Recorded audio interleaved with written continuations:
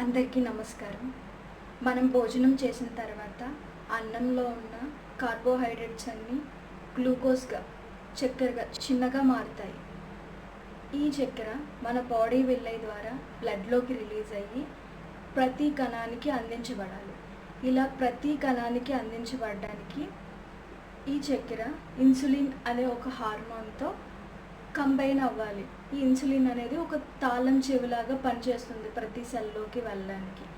ఈ ఇన్సులిన్ని మన బాడీలోని ప్యాంక్రియాస్ అనే గ్రంథి, ఒక అవయవం, మన జీర్ణ వ్యవస్థలో అది కూడా ఒక అవయవం, ఇది రిలీజ్ చేస్తూ ఉంటుంది. అంటే మనం భోజనం చేసిన తర్వాత ఎంతైతే చక్కెర ప్రొడ్యూస్ అవుతుందో, జీర్ణమైన తర్వాత ఎంతైతే చక్కెర ప్రొడ్యూస్ అవుతుందో దానికి సరిపడా ఇన్సులిన్ని మన ప్యాంక్రియాస్ రిలీజ్. ఈ షుగర్లో 2 రకాల షుగర్స్ వస్తాయి. Type 1 diabetes, type 2 diabetes. Type 1 diabetes వచ్చిన వారిలో ఈ ఇన్సులిన్ ప్యాంక్రియాస్ ద్వారా సరిపడా రిలీజ్ అవ్వదు.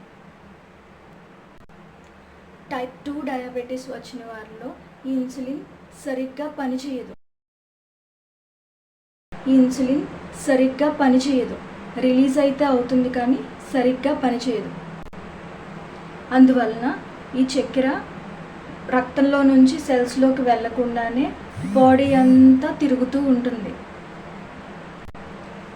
మనం ఎలా అయితే కొన్ని ఎలక్ట్రిక్ వస్తువులు కానీ ఇనుప వస్తువులు కానీ కొని వాడకుండా ఇంట్లో అక్కడ ఇక్కడ పెట్టేసి తిప్పుతూ ఉంటే అవి తుప్పు పట్టి పాడైపోతాయో, అలాగే ఈ చక్కెర కూడా మన బ్లడ్ అంతా తిరుగుతూ అసలు మనకి యూజ్ ఉండదు. బాడీ అంతా తిరుగుతూ అలా ఉండటం వల్ల మనకి అలసట, దప్పిక మరియు ఇతర ఆరోగ్య సమస్యలు వస్తాయి.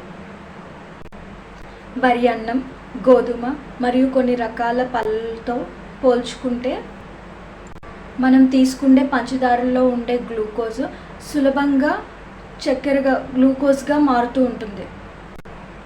షుగర్స్ కానీ స్వీట్ కానీ ఇలాంటివి తినగానే సింపుల్గా గ్లూకోజ్గా మారిపోయి బ్లడ్ అంతా తిరుగుతూ ఉంటుందన్నమాట.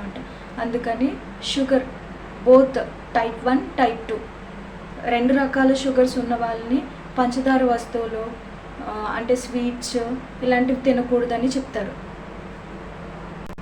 ఇదండి చక్కెరకి షుగర్ వ్యాధికి ఉన్న సంబంధం.